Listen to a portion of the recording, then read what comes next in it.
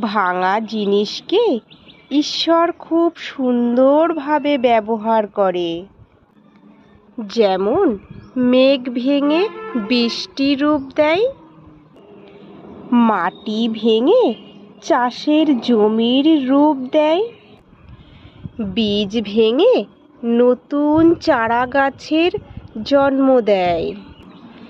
তাই কখনো কষ্ট বা কোনো সমস্যায় ভেঙে পড়লে বুঝে নিও, ঈশ্বর তোমাকে কোনো বড় কাজে ব্যবহার করতে চাইছেন।